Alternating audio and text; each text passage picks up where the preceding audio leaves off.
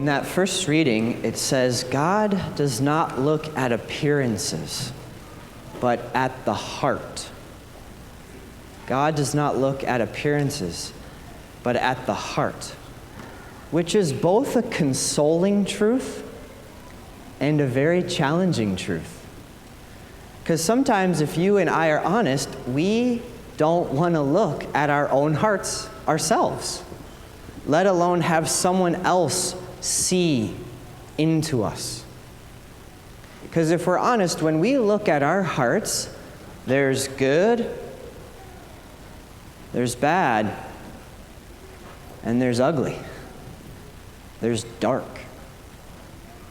And sometimes you and I, we can live our lives trying to hide part of ourselves from the rest of the world, like managing. And it's really tiring to do that. It's very exhausting to always try to appear to others that we have it all together. Like every person I show, I always show just the good parts. And this kind of gets exacerbated with social media, where then when you're on your platform, what do you show? What do you see? What do you allow others to see about yourself? Now, I'm not saying like go publicize your bad and your ugly parts on a social media platform. But what can happen is when we live that way, it can be very empty. Very empty. And we can always have this nagging doubt that says, do they even know me? Like if they really knew me, would they still love me? Would they still follow me? Would they still like me? Would they still subscribe? And so here we are, all of us, if we're honest, have parts of ourselves that are hurting, parts of ourselves that are dark, that we've never shared with anyone. And sometimes we don't even want to acknowledge it to ourselves. And that can make us feel very alone. Like, oh, does anyone know me? Does anyone see me? That second reading was so beautiful. It was talking about like when light shines in the darkness, it becomes light. It becomes light. And I don't know if you've ever had this experience where maybe you've said something or done something or had something done to you and no one else knows about it in your whole life. It's just your little secret. It can feel very heavy. Actually, what's so interesting is sometimes when we do that, we actually use energy not to forget. That's what's so interesting about our psychology. Sometimes you and I, we say things, we do things, and we know they're important even though we're ashamed of them. And we will do whatever it takes to try to forget and to never forget. So we'll hold on. We'll hold on. And then I don't know if you've ever had this experience where finally you meet someone, finally a circumstance presents itself where you're like, I think this person won't judge me. I think this person will hold whatever I say with reverence and love. They won't abandon me. They won't leave me. And then all of a sudden, sometimes you can just go, oh, here it is. Here it is. I've been holding this on for 20 years. I've never told anyone. Sometimes as a priest, it's so cool when that happens because you're just like totally taken by surprise. You might have been talking about like the NCAA AA tournament or something, and you're talking about the weather and just the way that you're treating them. They discover that they're loved, and then also they're like, and I did this really hard thing that I've never told anyone. And it's like, thank you for telling me. What a gift. What's it like for you even to tell me right now? It feels great, Father. It feels like a burden has been lifted. I'm no longer the only one who knows this.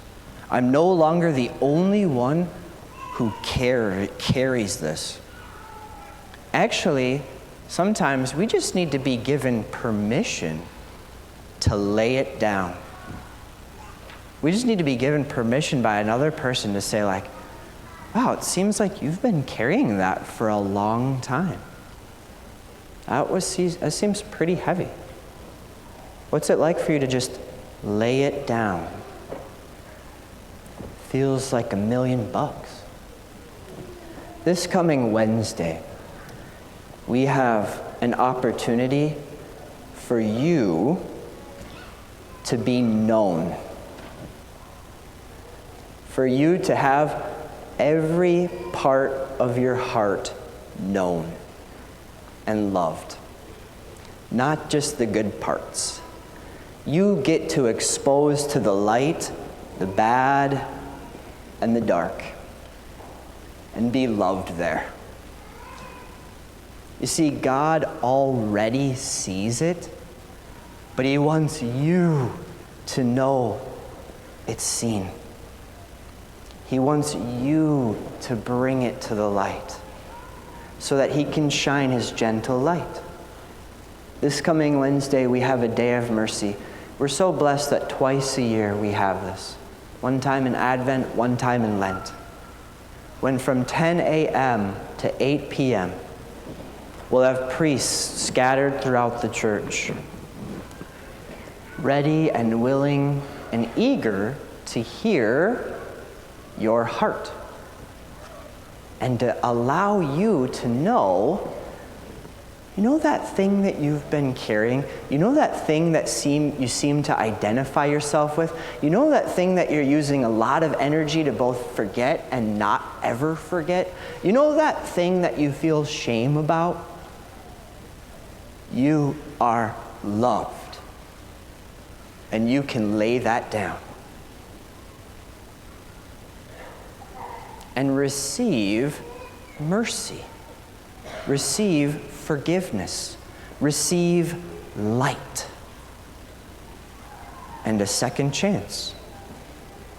When you're preparing young children to receive confession for the first time, like a second grader or a third grader or something, sometimes as adults, it's really helpful to hear, like for the parents, it's really helpful for the parents to know that whatever maybe experience or baggage they're bringing into confession, that is not what their child is bringing into confession. Actually, sometimes what happens after you hear a second or third grader's confession is, one time at St. Ambrose, I was over here, and I think a kid, I can't remember if I was there, or a kid literally, I'm not going to do it, but a kid literally jumped and clicked his heels. He literally went to confession, he ran, he jumped, clicked his heels. You'd think he was at like Valley Fair or something. You know, it's like, wait, what just happened? I just confessed my sins. I just received God's mercy and love. All those things, they don't define me. He defines me. I'm free as a bird. Usually the second, third graders, it's so endearing to hear their faith and their love and their experience of confession. Sometimes I'll ask them, like, what was your first confession like? They're like, felt like $1 million, Father. I felt light as a feather. I feel like a new man. We want that for each and every one of you. Whether you're in elementary school and old enough to go to confession, whether you're in middle school, whether you're in high school, young adult, married, single, divorced, middle age, nearing the end of your life. All of us have hearts that have good and bad and ugly and dark. And we don't just get to live from the good place. We don't just get to experience love from the good place. God, if anything, is eagerly searching for these two parts of your heart to say, I want to meet you there.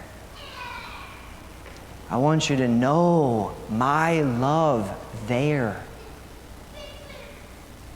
So what's your reservation? What's keeping you? Where do you feel like you have to manage? Where do you feel like you have to do it all on your own? Where you have to be self-sufficient?